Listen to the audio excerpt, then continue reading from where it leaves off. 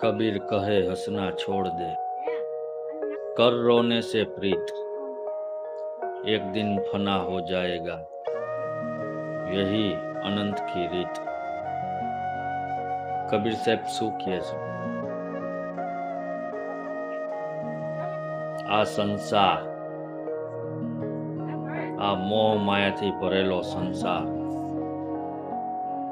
ક્ષણિક છે। ક્યારે આ સંસારનો નાશ થઈ જાય એની કોઈને કઈ ખબર નથી, પણ આ જીવાત્મા વિષય વાસના મોહ માયામાં એકલો અંધ થઈ ગયેલો છે કે સંસારમાં રહીને પોતાનું ભાન ભૂલી ગયો છે અને સંસારનો લાવો લેવા માંડ્યો છે। પણ સંસારનું સુખ કાયમી માટે રહેતું નથી। સંસારનું સુખ ક્ષણિક છે, ઘડીક પલનું છે। ઘડીક દુઃખ આવે, ઘડીક સુખ આવે। સંસાર ધુવાણાના બાચકા, એને ઉડતા નહીં લાગે બહાર।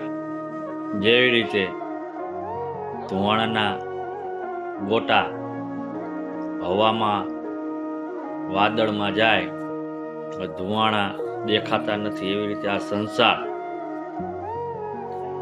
ધુવાણાના બાચકા સમાન છે, વિલીન થતા વાર લાગતી નથી। એટલે સંસારની મોહ માયા વિષયો આ બધા ક્ષણિક છે, પણ એમાં માણસ મદહોશ બનેલો છે, પાગલ બની ગયો છે, કારણ કે સ્વયંનું ભાન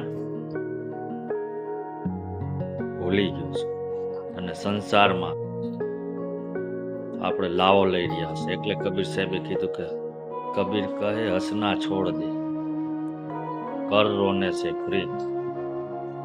કારણ કે જેટલો તમે મોહ રાખશો એટલું જ તમને દુઃખ થાય, કારણ કે જેટલો સંસારનો મોહ રાખશો એટલું જ દુઃખ થાય। માટે મોહ રાખવામાં જાજો, પરમાત્મા હારે ધ્યાન રાખો, એની હારે રોવો, એને પ્રેમ કરો, કારણ કે સત્ય તો ઈ જ છે।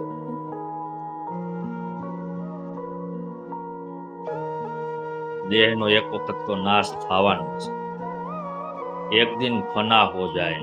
ફના એટલે જવાનું છે, દેહનો નાશ થઈ જાય। એક દિવસ આ દેહનો નાશ થઈ જાય।